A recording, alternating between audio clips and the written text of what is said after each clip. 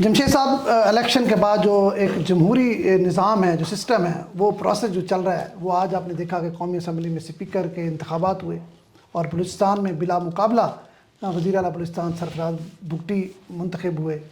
اور خاص طور پر میں قومی اسمبلی کی بات کروں گا، وہاں پر جو آج تقریریں ہوئیں، ظاہری بات ہے قوم پوری دیکھ رہی تھی پورا ایک پروسیس.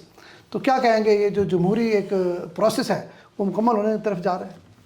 تقریباً مکمل ہونے کی طرف اس سے جا رہا ہے کہ 4 صوبائی حکومتیں ایک لحاظ سے بن گئی ہیں. ٹھیک ہے، آپ نے ابھی بات کی سرفراز بگٹی صاحب والی، کے پی کے میں بھی ہو گیا، علی امین گنڈا پور صاحب بن گئے، مراد علی شاہ صاحب بن گئے، پہلے سندھ پنجاب مریم ہو گیا، نواز بن گئے. ہاں، سندھ پنجاب آج کے پی کے اور بلوچستان ہو گیا. تو چاروں صوبائی اسمبلی اب مرکز رہ گیا ہے. اب مرکز رہ گیا. مرکز میں اسمبلی اپنا وجود میں آ چکی ہے. آج انتخابات بھی ہوئے، اسپیکر منتخب ہو گئے.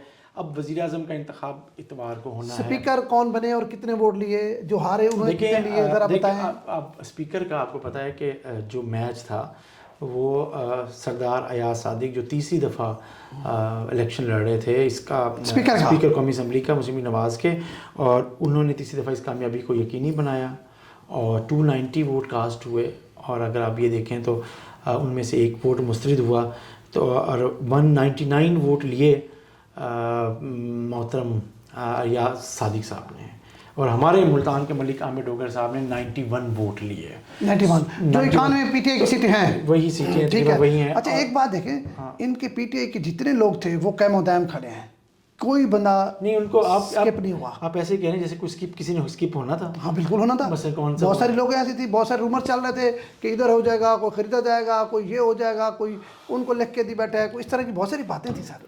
ساری فی الحال تو بہت سارے لوگوں پہ کچھ بات ہے. اسپیکر کے انتخاب پہ ضرورت بھی نہیں تھی، نمبر 1.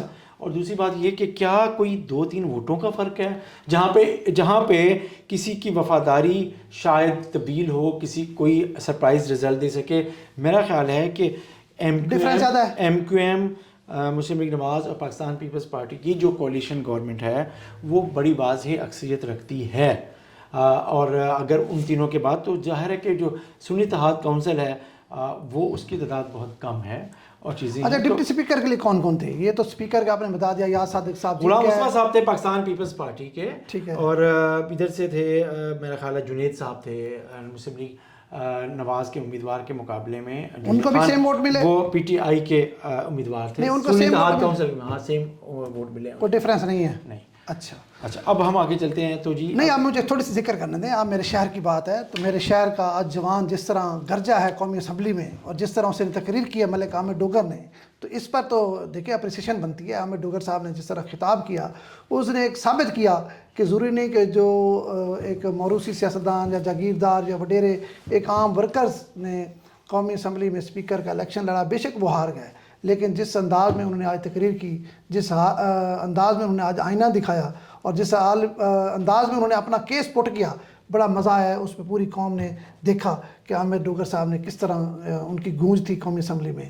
اس پر آپ دیکھیں یہ بات کرنی ہمیں بڑی بنتی ہے کہ عامر ڈوگر صاحب نے جس طرح پوری پی ٹی آئی کا اور عمران خان کا میسیج اور پی ٹی آئی کو جس طرح ڈیفینڈ کیا کھڑے ہو کے قومی اسمبلی میں، یہ بھی اپنی مثال آپ ہی تھا. میرا خیال ہے کہ عامر ڈوگر صاحب ایک حیران کن سیاسی طاقت اور صلاحیت رکھتے ہیں. اگرچہ ہم الیکشن کے حوالے سے ہم مختلف بات کرتے رہی ہیں، لیکن آج جو آپ بات کر رہے ہیں کہ وہ اسپیکر کے طور پہ وہ جیتنے کے بعد، اچھا 2 بار وہ ایم این اے بن چکے ہیں. ٹھیک ہے، اور 2 بار 3 تیسری دفعہ بن گئے نا. جی تیسری بار. تو لیکن قومی اسمبلی میں کبھی بھی ان کا اس طریقے سے خطاب اور کوئی بھی پوائنٹ کچھ اتنا ہائی لائٹ نہیں ہوا جتنا آج بطور اسپیکر کے امیدوار کے طور پہ جب وہ آئے. اس کے بعد انہوں نے جس انداز میں ایک بولڈلی اپنی پارٹی کے موقف کو سامنے رکھا اور جس انداز میں انہوں نے عمران خان صاحب کو وہ کیا، جس انداز میں سسٹم کی بات کی، جس انداز میں انہوں نے الیکشن کی بات کی اور مطالبہ کیا، ٹھیک ہے، کہ ہمارا مینڈیٹ ہمیں واپس دیا جائے. یہ انہوں نے جو باتیں کی، دیکھیں آپ یہ کہہ رہے ہیں پہلی بار کی وجہ یہ ہے، دیکھیں وہ پہلے ممبر صوبائی اسمبلی رہے، پھر 2 بار پہلے ممبر قومی اسمبلی رہے، اب تیسری بار یہ قومی اسمبلی میں گئے. تو ظاہری بات ہے جو ایک گراس روٹ سے آئے گا تو وہ تو ایسے ہی جائے گا نا. آپ دیکھیں نا ان کو پہلی بار اسپیکر کے انتخابات لڑنے کا موقع ملا ہے. اس سے پہلے وہ قومی اسمبلی میں چیف ویپ رہے ہیں لیکن کسی اہم سیٹ پر وہ امیدوار نہیں تھے. اس بار میں سمجھ رہا ہوں جتنا اپوزیشن کا کردار بھرپور انداز میں ملک عامر ڈوگر صاحب ادا کر رہے ہیں، اور خاص طور پر ایک میں سمجھتا ہوں جس طرح پی ٹی آئی کی سیاست مشہور ہے نا، مطلب ہے آپ دیکھیں نا اس میں بہت ساری جو شائستگی نہیں ہوتی، بہت سے لوگوں کے اعتراضات ہوتے ہیں. ملک عامر ڈوگر کی گفتگو میں آپ دیکھیں کبھی آپ کو اعتراض نظر نہیں آئے گا، آپ کو بے شائستگی یا بےہودگی نظر نہیں آئے گی.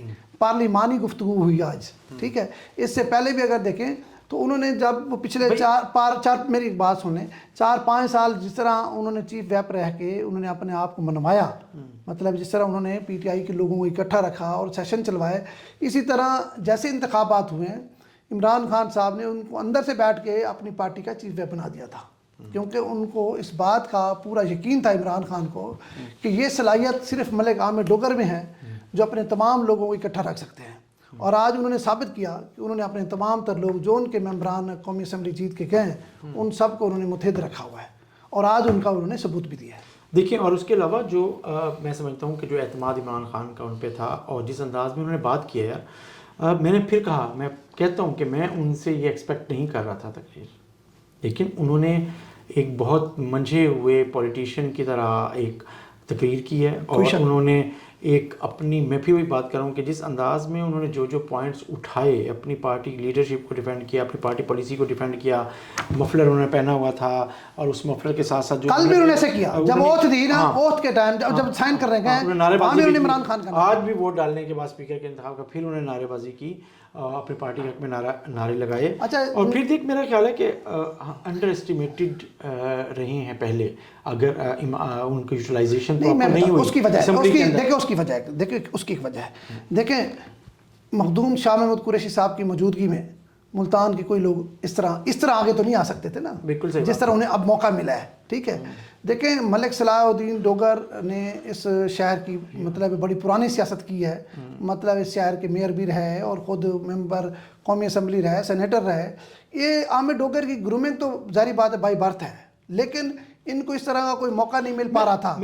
اب میں یہ سمجھتا ہوں ملتان میں ایک تیسری طاقت بھی ہے، مطلب جس طرح ہم گیلانی فیملی کو گنتے ہیں، قریشی فیملی کو گنتے ہیں، شہر میں ملک عامر ڈوگر صاحب نے جہانگیر خان ترین کو ہرا کے ایک تو یہ ثابت کیا ہے کہ ان کا جو گراؤنڈ ہے وہ بڑا مضبوط ہے.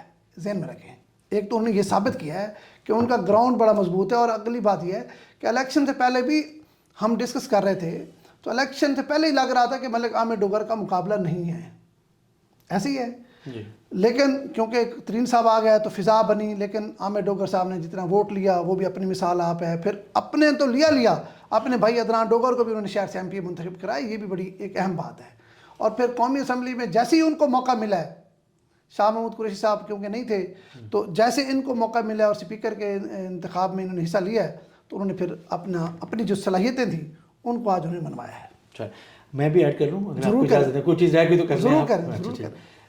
جاوید ہاشمی صاحب کو جب انہوں نے ایک دفعہ ہرایا تھا تو کچھ ان کا سیاسی خط آگے بڑھا تھا. اس کے بعد اگر ہم یہ دیکھیں ضمنی انتخاب میں، پھر جب اس کے بعد اب ہم دیکھیں کہ جس انداز میں انہوں نے، جیسے آپ نے بات کی کہ جہانگیر ترین صاحب کو آگے بڑھایا ہے، ہر شخص کے بعد وہ خود آگے بڑھے ہیں، یہ ان کا میرا خیال ہے کہ سیاسی طور پہ ایک بڑا اہم ایک قدم ہے.